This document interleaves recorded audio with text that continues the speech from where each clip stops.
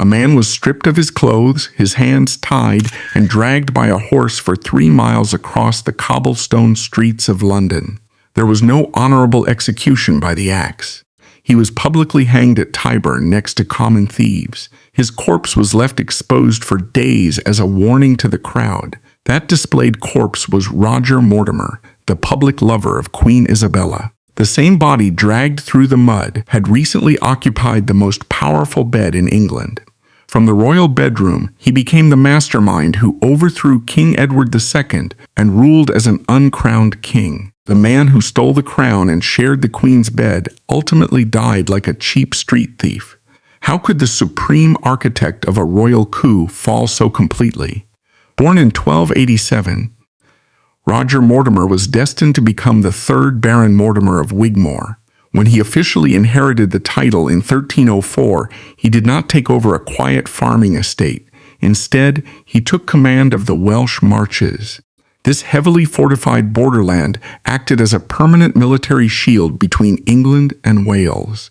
Because London was too far away to rule directly, the crown granted immense power to local aristocratic families. These rulers, known as marcher lords, were military commanders rather than polite politicians. The English king gave them extraordinary rights to defend the border. They maintained standing armies and built stone castles without royal permission. Furthermore, they held unquestioned legal authority, including the power of life and death over their subjects, and could even wage private wars to settle disputes. Growing up in this unforgiving environment shaped Mortimer's worldview. His authority came from practical military leadership, not quiet court politics. He managed vast defenses, commanded cavalry, and delivered strict justice. In the marches, he learned a harsh reality. His political survival depended on military strength.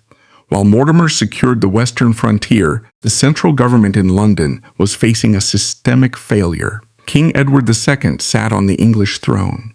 Today, his reign is historically defined by a chronic inability to perform the basic duties of a medieval king. In the early 14th century, the stability of the state relied on the unwritten feudal contract between the sovereign and the high nobility. The king was expected to act as the impartial arbiter of disputes. More importantly, he was required to distribute royal patronage, lands, titles, and wardships equitably among the leading aristocratic families to maintain a balance of power. King Edward II possessed a deep, pathological reliance on favoritism that subverted this contract. He alienated the established nobility, choosing instead to redirect the vast wealth and executive power of the crown toward a singular, toxic node. Hugh Despenser the Younger. Hugh Despenser was not merely an unpopular courtier.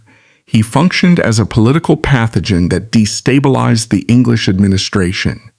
Protected by the blind devotion of the king, Despenser centralized royal decision-making through his own office. He controlled physical access to the sovereign, essentially transforming the English court into a corrupt syndicate. The men responsible for the physical defense and regional administration of the nation, including the powerful marcher lords, found themselves excluded from the royal council. The situation rapidly escalated from a matter of political insult to a severe existential threat. Hugh Despenser the Younger did not merely want influence in London. He harbored immense territorial ambitions in the West. He aimed to carve out a massive, contiguous empire in South Wales, specifically targeting the wealthy lordship of Glamorgan. To achieve this, Despenser initiated a ruthless, methodical campaign of land acquisition that directly threatened the core economic interests and ancestral territories of the marcher lords. Because he controlled the king, Despenser also controlled the royal courts. He wielded the legal apparatus of the state as a weapon of extortion. Historical records detail a systematic dismantling of the established legal order. Despenser identified vulnerable targets, often wealthy widows or minor heirs, and forced illegal property transfers. He extorted inheritances through physical intimidation and arbitrary imprisonment. When rival lords attempted to sue for justice through the proper administrative channels, They found the royal courts compromised. The king's Great Seal was routinely applied to rubber stamp the illegal seizure of lands. For Roger Mortimer and his fellow border lords, this represented the ultimate crisis. Their lands were being blatantly invaded by a court favorite, and the system of justice designed to protect them had been weaponized against them. The unwritten contract of the realm had been broken. When a central government refuses to enforce the law impartially, it inadvertently legitimizes the use of independent force. For the Marcher lords, violence ceased to be a mere option. It became the only practical mechanism available to guarantee their own survival. The initial military response executed by Roger Mortimer and the allied nobility was not an attempt to overthrow the monarchy. It was a calculated, forceful intervention designed to compel the king to adhere to established constitutional law.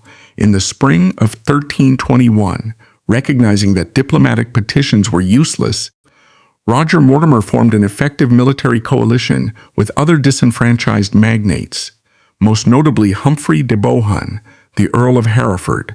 Leveraging the unique privileges of the Marches, they activated their private standing armies. They did not mobilize in secret. To demonstrate unity and military discipline, the rebel forces adopted a uniform livery of green and yellow, earning the coalition the title of the Contrariants. Before advancing on the capital, Mortimer and Bohun executed a relentless localized purge. They deployed their forces across South Wales, systematically destroying the Despenser power base. They besieged Despenser castles, seized his treasuries, and destroyed his administrative records.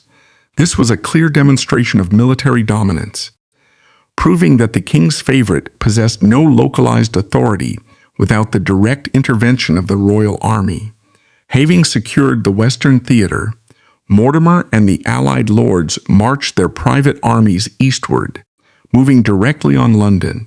They arrived at the capital not as petitioners, but as an occupying military force. They established armed camps outside the city walls, projecting a level of physical threat that the king could not ignore. In August 1321, King Edward II convened Parliament at Westminster under the shadow of thousands of armed Marcher infantrymen. The rebel lords presented the king with a formal, non-negotiable demand: the permanent exile of Hugh Despenser the Younger and his father. They drafted a comprehensive document outlining the Despensers' crimes, specifically citing their manipulation of the king, their subversion of the justice system, and their illegal seizure of lands. King Edward II was cornered. He lacked the immediate military forces to repel the allied lords. Facing the explicit threat of a full-scale civil war, the king capitulated. He formally sealed the decree of exile, stripping the Despensers of their power and banishing them from the realm. For a brief period, the forced exile of the Despenser family in the summer of 1321 appeared to be a definitive victory for constitutional order. Roger Mortimer and the allied nobility had successfully utilized the threat of organized violence to correct a catastrophic failure in the royal administration. The Marcher lords assumed this unified projection of force had corrected the government's imbalance. Consequently, they disbanded their massive military formations. They retreated to their heavily fortified western estates to weather the coming months. This assumption, however, demonstrated a fatal underestimation of King Edward II's political psychology. Mortimer, accustomed to the straightforward honor code of the militarized border, failed to anticipate the depth of the king's vindictive nature. The sovereign had not conceded defeat. He had merely executed a calculated tactical retreat. For Edward II, the coercion enacted at Westminster was not a necessary administrative correction. It was an unforgivable, public humiliation that violated his royal prerogative. The Contrariants demobilized as the harsh medieval winter approached, a season when armies traditionally ceased major conflicts. Meanwhile, the king initiated a covert mobilization designed to annihilate the opposition. While the rebel lords isolated themselves in their regional strongholds, Edward II weaponized the royal treasury. He bypassed standard feudal levies, instead using state funds to quietly hire professional soldiers and secure logistical supply lines across the Midlands. He transformed his court's humiliation into a focused administrative weapon, laying the groundwork for a retaliatory strike that would completely shatter the Marcher coalition and permanently alter the trajectory of Mortimer's life. In late 1321, King Edward II abandoned his characteristic indecision. Exploiting the geographical dispersal of the rebel lords, he utilized the vast financial reserves of the royal treasury to rapidly assemble a massive, mobile royal army. Simultaneously, he executed a unilateral executive action, formally revoking the decree of exile and recalling Hugh Despenser the Younger to England. The king's strategy relied on speed and the isolation of his enemies. Rather than attacking the powerful northern lords led by Thomas, Earl of Lancaster, Edward directed his strike force immediately westward, straight into the heart of the Welsh marches. The rebel coalition, previously unified by their shared hatred of the Despensers, suffered a catastrophic breakdown in communication and military coordination. Thomas of Lancaster, commanding the largest private army in the north, hesitated. He failed to deploy his forces south to support the Marcher lords in time. This strategic paralysis left Roger Mortimer and his primary ally, the Earl of Hereford, exposed to the full weight of the advancing royal host. By January 1322, the harsh reality on the ground for Roger Mortimer had deteriorated into a worst-case tactical scenario. He found his forces cornered near the town of Shrewsbury. Pinned against the freezing waters of the River Severn, he faced a royal army with crushing numerical and logistical superiority. In standard aristocratic narratives, a cornered lord is expected to execute a glorious final stand to preserve his chivalric honor. Mortimer, however, was a pragmatist forged by the brutal realities of border warfare. He did not evaluate the situation through the lens of romanticized chivalry.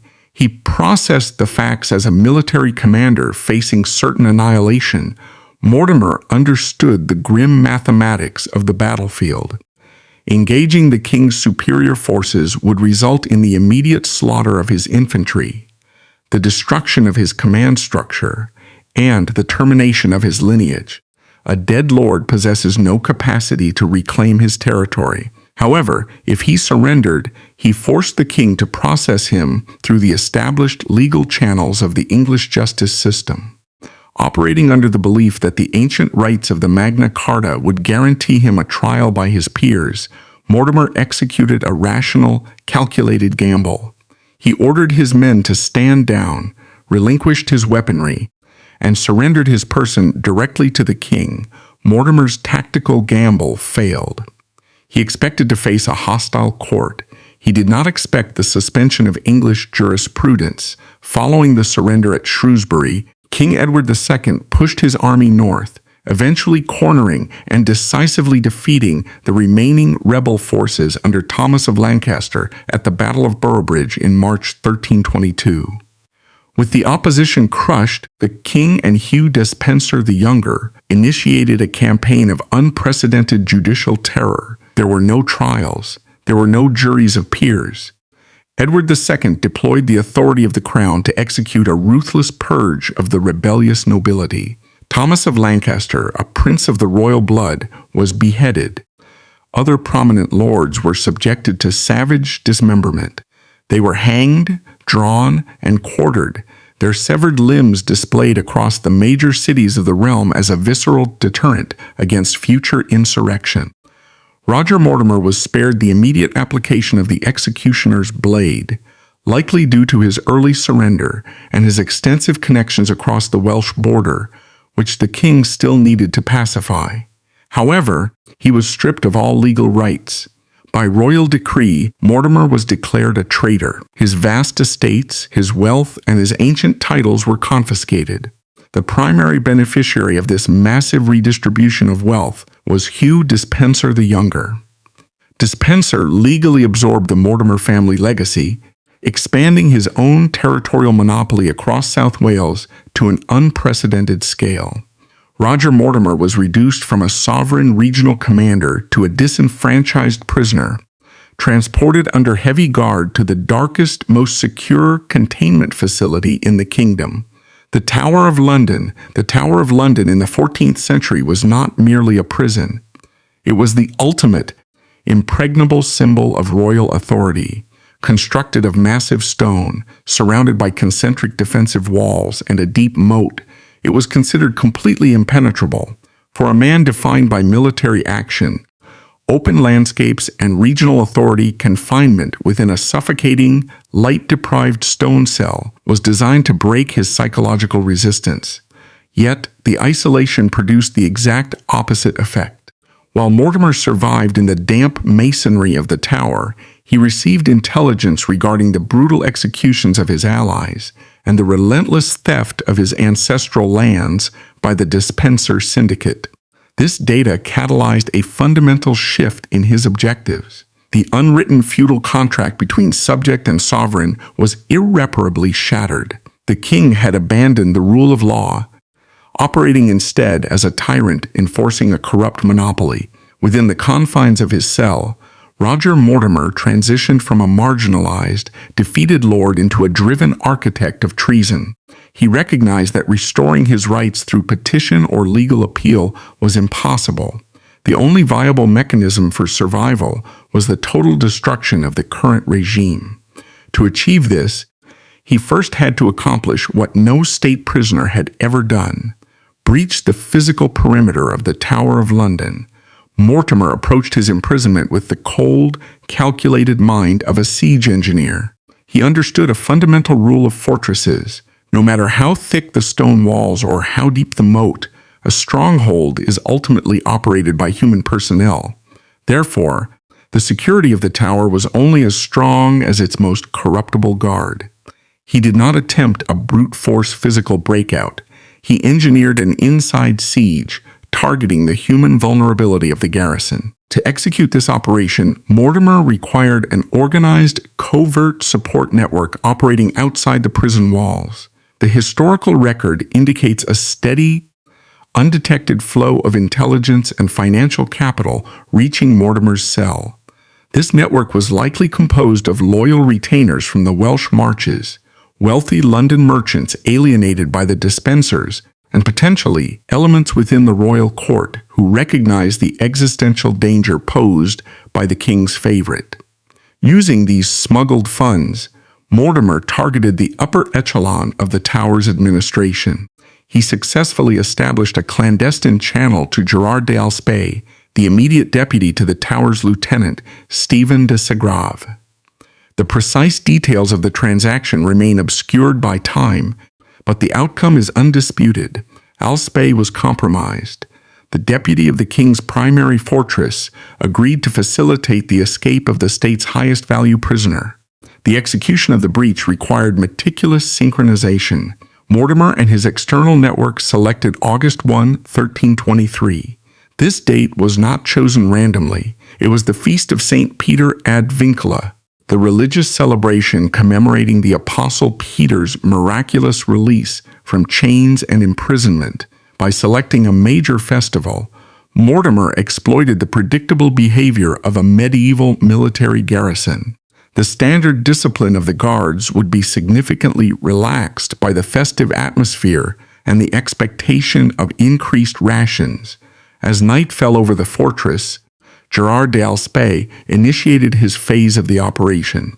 Applying his high-ranking authority, he organized a banquet for the immediate guards, securing Mortimer's sector. He provided them with generous quantities of wine. However, the alcohol had been heavily laced with a potent herbal sedative, likely procured by Mortimer's external network and smuggled into the tower. As the garrison consumed the compromised wine, their physical resistance collapsed. They fell into a deep, chemically induced slumber, effectively neutralizing the internal security perimeter without a single alarm being raised. With the guards incapacitated, Mortimer acted with extreme speed, wielding heavy iron crowbars and masonry chisels covertly supplied by Alspay. Mortimer and a small team of accomplices broke through the heavy timber doors of his primary holding cell. They did not attempt to navigate the heavily fortified main gatehouses, which remained manned by uncompromised units. Instead, they moved laterally through the internal corridors, reaching a predetermined section of the outer curtain wall that faced the River Thames. Relying on sheer physical endurance, the team chiseled through the interior masonry of the castle wall. Upon breaching the exterior, they deployed pre-positioned rope ladders, descending the towering stone face under the cover of total darkness. The logistical precision of the extraction was flawless. Upon reaching the muddy banks of the Thames, they immediately located a small boat waiting in the shadows. They rowed silently across the current, disembarking on the opposite shore where fresh horses had been secured by his loyalists. Mortimer did not hesitate. He mounted and rode relentlessly southward, pushing the horses to their physical limits to outpace the inevitable royal pursuit. He reached the southern coast of England, secured passage on a waiting vessel, and sailed directly for the continent. When dawn broke on August 2, 1323, the administration of the Tower of London discovered the breached cell and the drugged garrison.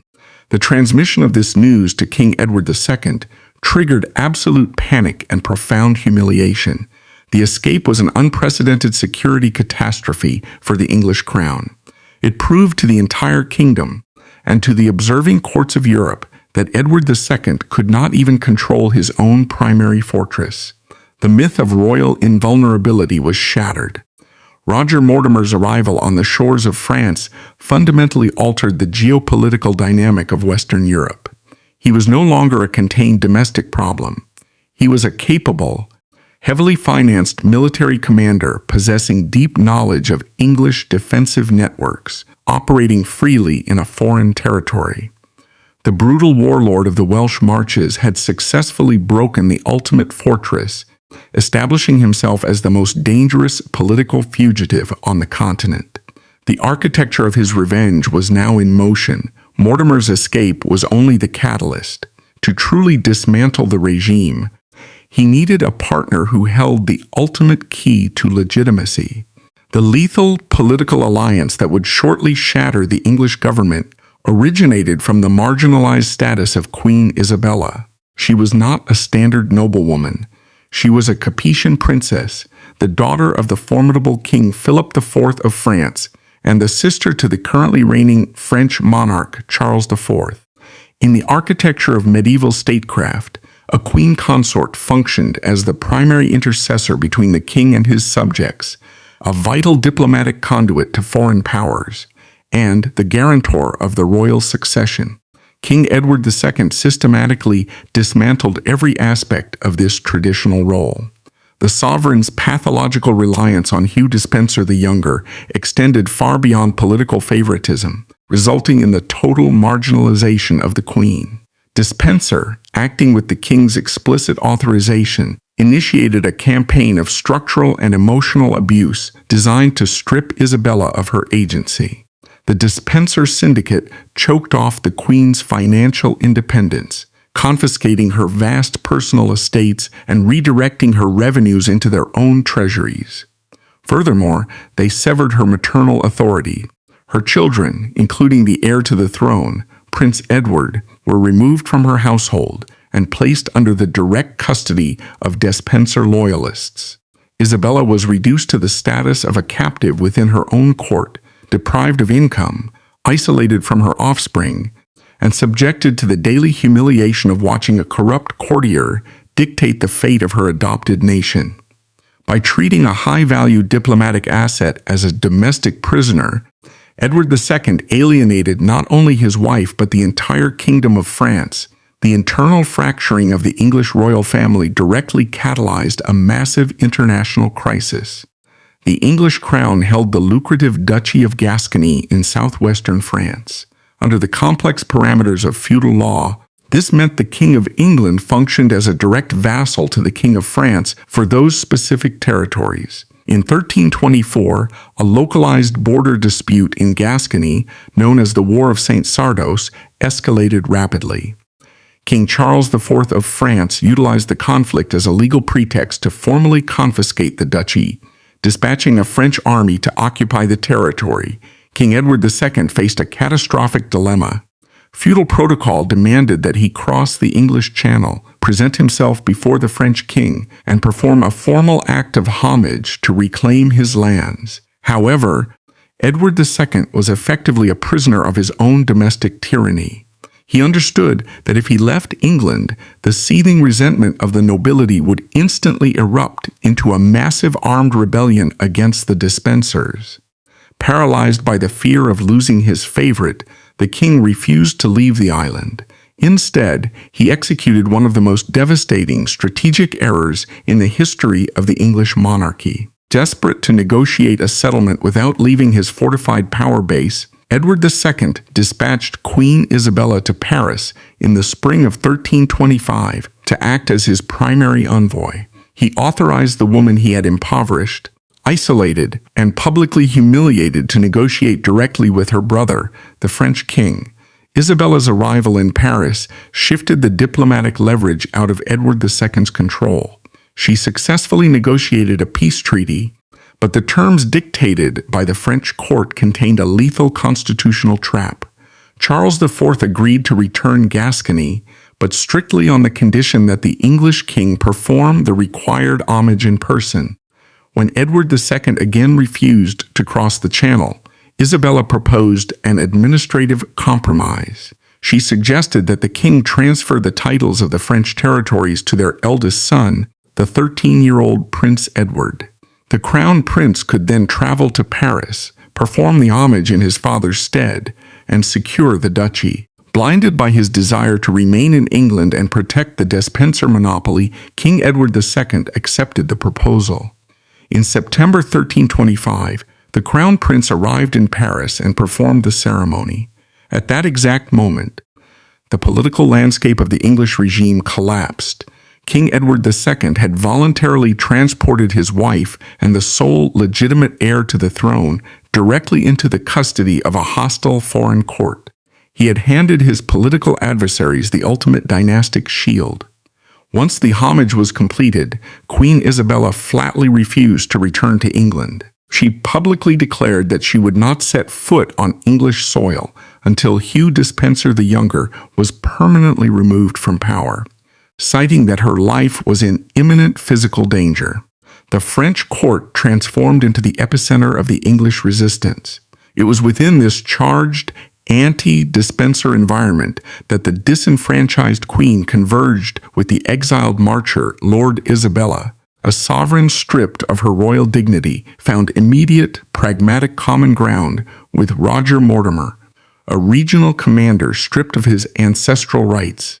They were two capable political operatives who had been pushed to the absolute margins of survival by the exact same corrupt administration. This shared hatred rapidly solidified into a lethal political alliance and ignited an intense public romance. Their relationship was far more than a passionate affair.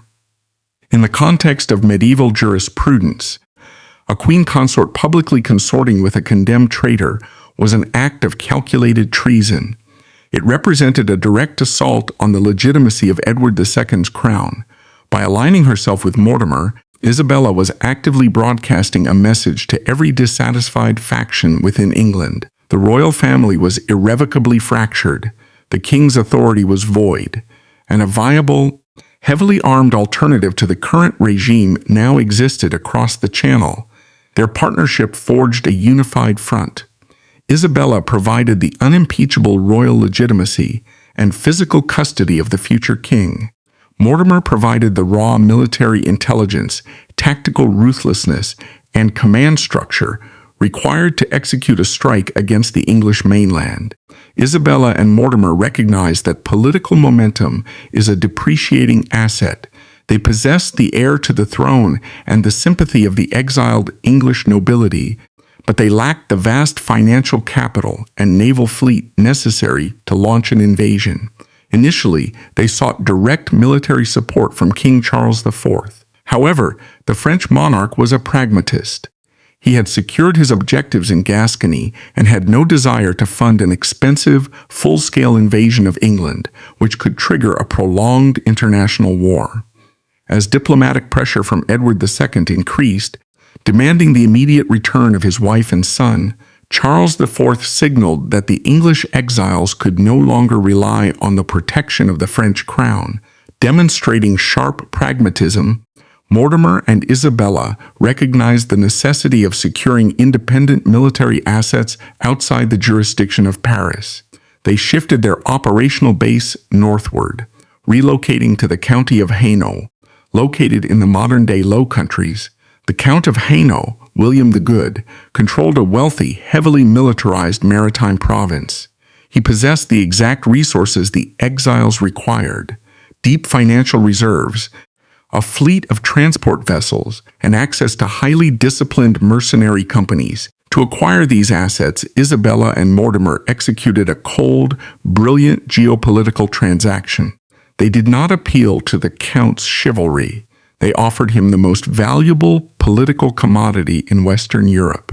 They proposed a formal marital contract between the 13-year-old Crown Prince Edward and the Count's daughter, Philippa of Hainaut. The Count recognized the immense strategic value of placing his daughter on the throne of England. He accepted the terms. In exchange for the future marriage contract, William of Hainaut provided a massive influx of capital, a fleet of warships, and a contingent of hardened, heavily armored mercenaries commanded by his brother, the experienced tactician John of Hainaut. Through this single diplomatic maneuver, the military capacity of the rebel faction was exponentially upgraded. Roger Mortimer transitioned from the status of an exiled fugitive into the supreme military commander of a formalized invasion force. Mortimer applied the influx of Hainaut capital to execute the logistical preparations for a cross-channel assault. He organized the mercenary contingents, integrated them with the English exiles, and established a cohesive command structure. He analyzed the coastal defenses of England, deploying his extensive domestic intelligence network to determine the optimal landing zone that would bypass the king's primary fortifications. In September 1326, the invasion fleet assembled off the coast of the Low Countries. Mortimer and Isabella prepared to launch a military operation that defied conventional medieval logic. They were attempting to overthrow an entrenched, anointed monarch with a remarkably small initial strike force, relying on the assumption that the English populace and the domestic nobility hated the Despensers more than they feared the king. The hardened border warlord, who had nearly strangled to death in the Tower of London just 3 years prior, now stood on the deck of a warship, preparing to bring the full weight of a dynastic revolution crashing down upon the shores of England. Navigating the unpredictable currents of the North Sea in the early autumn of 1326, the invasion fleet commanded by Roger Mortimer and Queen Isabella bypassed the heavily fortified southern ports of England, selecting a strategically vulnerable landing zone on the eastern coast. On September 24th, the Armada dropped anchor at the mouth of the River Orwell in Suffolk. The initial military presence of this invasion suffered from a staggering numerical deficit. The combined forces disembarking onto the English shore, consisting of the exiled Marcher retainers and the heavily armored Hainaut mercenaries, numbered approximately 500 men. In the context of medieval warfare, deploying such a microscopic contingent to conquer a fortified kingdom was a severe tactical hazard. An English monarch operating with the full support of his nobility could effortlessly mobilize a defense force of 20,000 infantry and cavalry within weeks to crush a beachhead of this size. However, Roger Mortimer did not execute this landing under the assumption that his mercenary vanguard would secure the kingdom through pure combat dominance. He operated on an accurate, ruthlessly calculated geopolitical premise. The English defense network was entirely hollow. The invasion force was not designed to conquer the realm. It was engineered to act as a prominent, heavily armed catalyst that would trigger a massive domestic systemic collapse, King Edward II and the Despenser syndicate possessed advance intelligence regarding the impending cross-channel assault. In the months preceding the landing, the sovereign had issued urgent royal writs across the southern and eastern counties, ordering the immediate mobilization of the coastal levies and the assembly of the royal fleet. The administrative machinery of the English state functioned on paper, but the harsh reality on the ground exposed the void of royal authority. When Mortimer's vessels entered English waters, the naval defense perimeter simply failed to materialize. The commanders of the English fleet, deeply alienated by the king's policies and recognizing the immense domestic support for the Queen, either mutinied or engaged in deliberate tactical delays, refusing to intercept the invasion force. Similarly, the land-based coastal militias refused to muster. The common citizenry and the local gentry had endured years of relentless extortion, arbitrary taxation, and judicial terror orchestrated by Hugh Despenser the Younger. Given the directive to shed blood to protect a corrupt administration against a returning queen and the legitimate heir to the throne, the population engaged in mass insubordination. The gates of the eastern ports were thrown open. Local communities did not merely permit the invaders to pass. They actively supplied the rebel column with provisions and intelligence, treating the returning exiles not as a hostile foreign threat, but as an army of liberation. The fatal blow to the regime did not occur on a battlefield. It occurred through a rapid sequence of high-level aristocratic defections. Mortimer and Isabella understood that their 500 mercenaries were insufficient to besiege London. They required the immediate integration of the domestic nobility to legitimize the uprising and provide the heavy cavalry necessary to secure the kingdom. Within days of the landing at Orwell, the political axis of England shifted permanently. Thomas of Brotherton, the Earl of Norfolk, who held the vital constitutional office of Earl Marshal and was King Edward II's own half-brother, mobilized his regional retainers and rode directly into the rebel camp to pledge his military assets to the Queen. Shortly thereafter, a far more dangerous magnate aligned his forces with the invasion. Henry, Earl of Leicester, the younger brother of the executed Thomas of Lancaster, mustered the massive multi-generational military network of the Lancastrian affinity. Henry possessed a deep, unyielding motivation to avenge the brutal execution of his brother and the confiscation of his family's estates. By integrating these high-tier magnates, Mortimer successfully fused his foreign mercenary vanguard with the established military power base of the English nobility. The invasion force rapidly snowballed from a minor beachhead into an unstoppable, heavily armored juggernaut, driving relentlessly toward the capital. As couriers delivered the intelligence of these massive aristocratic defections to Westminster, the power structure within the royal court disintegrated. King Edward II, accustomed to hiding behind the administrative shield of the Despenser syndicate, suddenly found himself exposed to the violent consequences of his own tyranny. The king attempted to rally the citizens of London, offering a substantial financial bounty for the severed head of Roger Mortimer. The populace responded with open rebellion against the crown. The streets of the capital devolved into chaos as armed mobs targeted any official associated with the regime. They intercepted the Bishop of Exeter, the king's loyal treasurer, dragged him from his sanctuary, and beheaded him in the street, an unprecedented act of civilian violence against a high-ranking prelate that signaled the eradication of the king's law.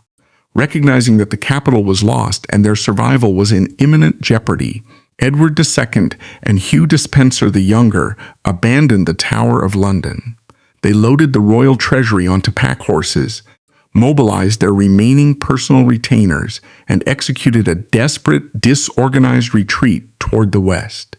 Their strategic objective was to reach the heavily fortified Despenser estates in South Wales, where they hoped to raise an army of Welsh loyalists, or, failing that, secure a vessel to flee across the Irish Sea. The retreat of the sovereign created a massive power vacuum. which Mortimer and Isabella methodically filled as they advanced westward. They avoided unnecessary destruction, projecting an image of strict constitutional order.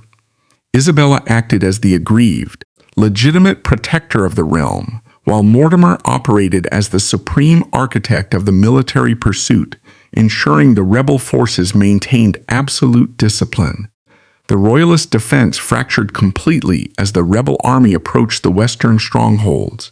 At Bristol, the garrison surrendered without initiating a siege. Here, the rebels captured Hugh Despenser the Elder, the father of the king's favorite and a deeply hated architect of the regime's corrupt financial policies. Mortimer wasted no time on prolonged legal theater. The elder Despenser was immediately condemned for treason, hanged in his armor, and his body cut down to be fed to the dogs, a brutal, degrading execution that served as a calculated psychological strike against his son, who was currently fleeing with the king. Further west, the situation for the sovereign deteriorated into utter desperation. Edward II and Hugh Despenser the Younger reached the Welsh coast and attempted to sail for Ireland, but severe autumn gales forced their vessel back to the mainland.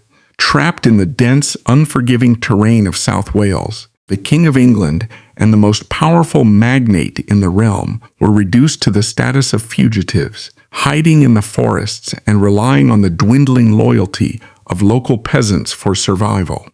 The conclusion of the pursuit was not a grand military engagement, but a precise, intelligence-driven extraction.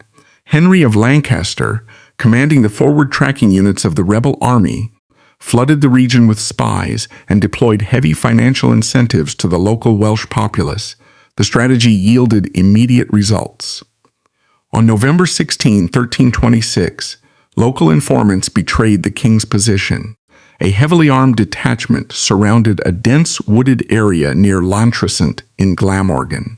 They breached the perimeter and successfully apprehended King Edward II and Hugh Despenser the Younger. The physical separation of the sovereign from his favorite was executed instantly.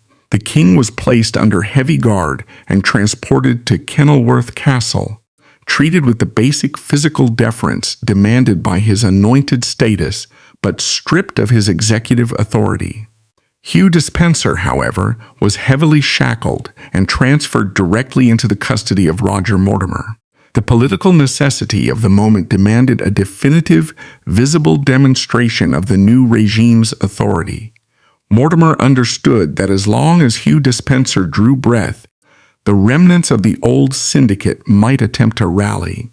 Furthermore, the massive coalition that had supported the invasion required the catharsis of ultimate vengeance. Despenser was transported to the city of Hereford, deep within Mortimer's own regional territory. There was no pretense of a fair trial. Despenser was brought before a tribunal where his lengthy list of crimes, extortion, the subversion of justice, the illegal execution of the nobility, and the unnatural manipulation of the sovereign was read aloud. He was denied the right to speak or present a defense. The sentence handed down was the most horrific execution codified within medieval jurisprudence. Mortimer used the public slaughter not merely as a mechanism of death, but as a complex, symbolic political broadcast designed to permanently obliterate the Despenser legacy. On November 24, 1326, Despenser was stripped of his aristocratic garments. To systematically degrade his knightly status, the state carved biblical verses, condemning arrogance and corruption directly into his skin. He was then strapped to the back of a starving horse and dragged through the mud and filth of the Hereford streets, allowing the common populace to physically assault the man who had terrorized the kingdom for a decade. The destination was a towering, custom-built 50-foot gallows, constructed at that specific height to ensure maximum visibility and to mock the heights of his former arrogance.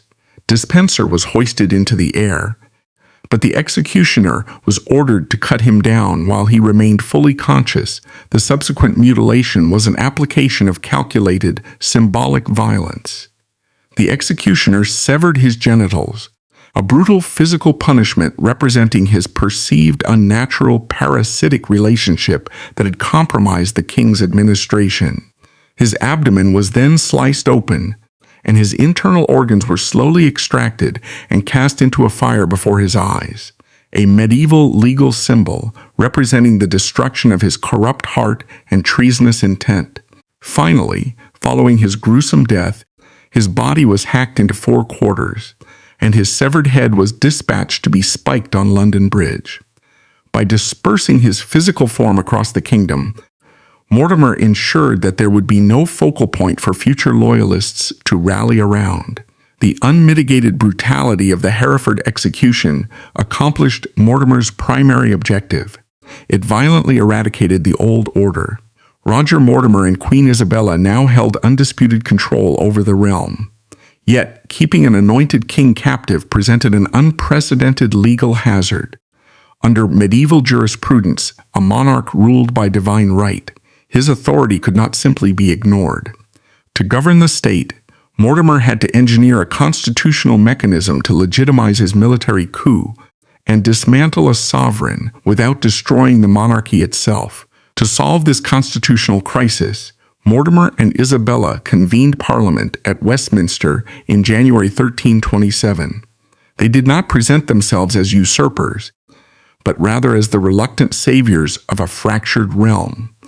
Guided by the heavy protection of Mortimer's Marcher infantry, the political elite drafted the Articles of Accusation. This unprecedented document formally charged Edward II with gross incompetence, the loss of Scottish territories, the violation of his coronation oath, and the willful destruction of the nation through corrupt favoritism.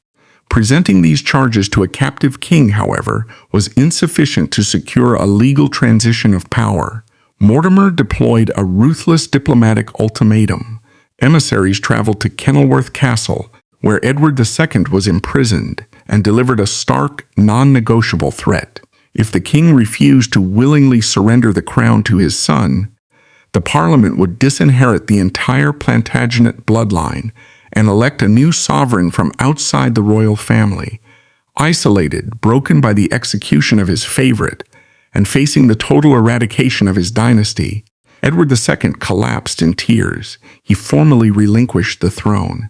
This singular act shattered the myth of divine right, demonstrating to the world that a monarch's authority was conditional and reliant on the physical support of the realm. The 14-year-old prince was hastily crowned as King Edward III. While a regency council was officially established to guide the minor king, Roger Mortimer held undisputed control over the national treasury, the military apparatus, and the royal courts. Securing the abdication resolved the immediate legal crisis, but maintaining a deposed monarch presented a permanent strategic liability. Throughout the spring and summer of 1327, loyalist factions mounted multiple conspiracies to rescue Edward II from his confinement at Berkeley Castle. Mortimer, an operative forged in the brutal realities of border warfare, understood the mechanics of power. As long as the former king drew breath, the new regime would face continuous armed insurrection. The decision to eliminate Edward II was not an act of passion, but a cold political necessity. In September 1327, the royal court abruptly announced that the former sovereign had died of natural causes. While romanticized folklore frequently focuses on gruesome methods of execution, the forensic reality of medieval political assassination favored suffocation. Mortimer's operatives utilized methods designed to leave the exterior of the body unmarked, allowing for a public viewing that would satisfy legal requirements while silently confirming the murder to the political elite. Mortimer's ascent to power was now solidified with the blood of an anointed king. With the elimination of the old regime, the cautious pragmatism that had kept Roger Mortimer alive during his exile vanished. Surrounded by sycophants and insulated by immense wealth, his governance descended into unchecked authoritarianism. In 1328, during a parliament held at Salisbury, he forced the creation of a new aristocratic title, elevating himself to the first Earl of March. He ruthlessly stripped massive estates across Wales and England from nobles who questioned his authority, accumulating a personal treasury that rivaled the crown itself. He hosted wildly extravagant tournaments, intentionally aligning his public image with the mythology of King Arthur, and flaunted his authority by openly treating Queen Isabella as his consort in official state settings. However, Mortimer's fatal strategic miscalculation lay in his profound underestimation of the reigning sovereign. He treated King Edward III not as the monarch, but as a captive administrative puppet. Mortimer ignored royal decrees, replaced the king's personal retainers with his own heavily armed loyalists, and displayed extreme public disrespect, frequently refusing to stand in the king's presence. He failed to recognize that the 14-year-old boy he had placed on the throne was rapidly maturing into a formidable, deeply resentful tactician. This blatant usurpation generated intense hostility among the established nobility. To maintain his grip on the state, Mortimer resorted to increasingly paranoid and tyrannical measures, culminating in a vicious judicial trap executed in 1330. Mortimer's intelligence agents circulated false rumors indicating that Edward II had survived the assassination attempt and was being held secretly at Corfe Castle. Edmund, the Earl of Kent and the young king's uncle, fell directly into the snare. Believing his brother was alive, the Earl wrote a letter seeking Scottish military assistance for a rescue operation. Mortimer intercepted the correspondence, immediately arrested Edmund, and executed him for high treason. This calculated murder of a well-meaning prince of the royal blood horrified the English aristocracy. It proved that no title, no bloodline, and no past loyalty could protect a subject from Mortimer's paranoia. By executing the Earl of Kent, Mortimer permanently alienated the broader nobility, completely dismantling the coalition that had brought him to power 4 years earlier. King Edward III, now 17 years old and having just fathered his first child, recognized the shifting political landscape. He understood that his own survival depended on the immediate preemptive destruction of the first Earl of March.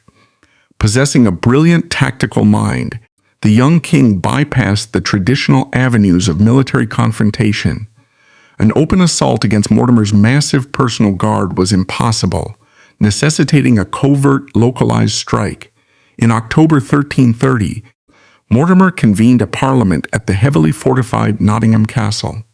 Edward III, alongside his close confidant William Montagu, assembled a strike team of 24 elite, fiercely loyal knights. To penetrate the impregnable fortress, they relied on crucial local intelligence provided by William Eland, the castle's constable. Eland revealed the existence of a hidden subterranean passageway cut directly through the bedrock beneath the castle walls.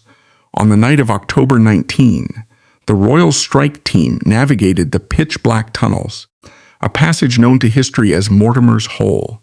They emerged silently into the castle's inner keep, bypassing the external security perimeter. Moving with overwhelming speed, the knights breached the heavy timber doors of Queen Isabella's private chambers. Mortimer, caught completely off guard and separated from his military retainers, attempted to draw his weapon. He was instantly subdued, beaten to the floor, and heavily shackled in front of his lover. Queen Isabella's voice shattered the silence of the fortress, screaming in desperation, Belle Fitz, ayez pitié de gentil Mortimer. Fair son, have pity on gentle Mortimer. The young king ignored her pleas entirely. In a matter of minutes, without a broader military engagement, the iron rule of Roger Mortimer was violently and permanently dismantled. King Edward III did not seek mere imprisonment for his former captor. He required the total public annihilation of Mortimer's legitimacy to restore the undisputed authority of the crown. The king ordered Mortimer bound in heavy chains and transported back to the exact same prison he had breached 7 years earlier, the Tower of London. In November 1330, Mortimer was hauled before Parliament at Westminster. In a display of cold, surgical legal strategy, Edward III turned Mortimer's own brutal precedents against him. Leveraging the exact judicial mechanisms Mortimer had used to destroy the Despensers, the king denied the Earl of March the right to speak, barred him from presenting a defense, and prohibited the calling of witnesses. Mortimer stood before a silent, predetermined tribunal. The prosecution outlined 14 major charges, including the usurpation of royal authority, orchestrating the murder of King Edward II, and the judicial assassination of the Earl of Kent. The verdict was absolute. He was found guilty of high treason in a matter of hours. Edward III deliberately stripped Mortimer of his final aristocratic privilege. There would be no clean death by the executioner's axe. The final indignity was absolute, stripped of his newly minted titles and reduced to the status of a common thief. Mortimer met the exact brutal fate he had once inflicted upon his rivals. At Tyburn, the public execution ground reserved for thieves and murderers, the rope was secured. The first Earl of March was hoisted into the air to strangle, a visceral monument to the restored power of the English throne. To ensure the political message was unmistakable, his corpse was not cut down. It was left hanging for 2 full days and nights, exposed to the elements and scavengers, serving as a stark warning to all who would dare challenge the sovereign. The grim spectacle at Tyburn acted as a brutal constitutional reset. The trauma inflicted upon young Edward III by the Earl of March forged one of the most effective military minds in European history. Edward III reclaimed the authority of the throne, ruling for over 50 years and establishing an era of profound national stability born directly from his imperative to destroy the chaos created by his former captor. Ultimately, Roger Mortimer's life remains history's most stark testament to ambition, unbound by tradition or law. He achieved a level of power that no uncrowned subject had ever held in the history of the English nation. Yet his gruesome end at Tyburn stands as an unforgettable warning against the hubris of usurpers. It proved definitively that no amount of military brilliance could permanently shield a subject from the calculated vengeance of a rightful sovereign.